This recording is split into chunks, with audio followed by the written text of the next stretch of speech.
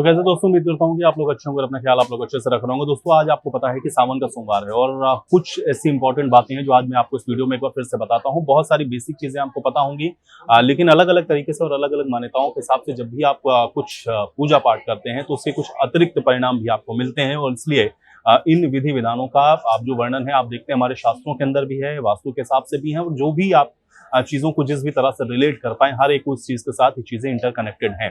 तो अहम बात आज क्या है, आज मैं आपको बता देता हूँ। और खासतौर से अगर वास्तु के साथ आप इसको कनेक्ट करें तो भगवान शिव की जो आराधना है, जो पूजा है, वो आपको किस प्रकार से करनी चाहिए, अब सावन में आपको किस तरीके से जो और अतिरिक्त फल हैं वो मिल सकते हैं, ये तमाम ऐसी चीजें हैं जो मैं आपको इस वीडियो में बता रहा हूँ।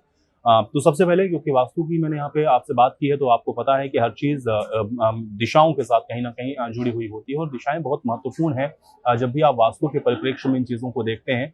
और इसी तरह से फिर अब आपके जहन में आ रहा होगा कि फिर आप जब भगवान शिव की पूजा कर रहे हैं तो उसमें जो दिशा है वो सबसे शुभ क्या हो सकती है। तो यहीं से शुरुआत करते हैं। सबसे पहले आपको बताता हूँ, जो उत्तर दिशा है उसको सबसे बेहतर माना जाता है। और खासतौर से जब आप भगवान शिव की पूजा करते हैं या शिव नाम जब भी आप करते हैं तो उत्तर की जो दिशा है उसको सबसे अहम माना जाता है। और ऐसा मानना है कि आप अगर उत्तर की दिशा में भगवान शिव की पूजा कर रहे हैं तो इसके जो लाभ हैं वो आपको और विशेष मिलते हैं।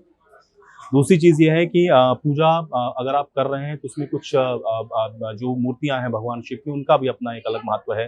किस तरह के विग्रह की पूजा आपको मूर्ति के हिसाब से करनी चाहिए। वैसे भी शिवलिंग आप देखते हैं कि घर में रखने की मनाही है, या शिवलिंग आप रख भी रहे हैं तो वो 1 इंच से कम का होना चाहिए, यानी कि छोटा शिवलिंग ही आप अपने घर के अंदर रख सकते हैं। या फिर मिट्टी का शिवलिंग अगर आपने बनाया है उसकी आप पूजा कर रहे हैं तो उसमें किसी तरह की कोई मनाही नहीं है, लेकिन बड़ा शिवलिंग आपको अपने घर के अंदर नहीं रखना है। विग्रह की मैंने बात की कि किस तरह का विग्रह है, यानी कि भगवान की जो तस्वीर है या भगवान की जो मूर्ति है भगवान शिव की, वो किस प्रकार की होनी चाहिए।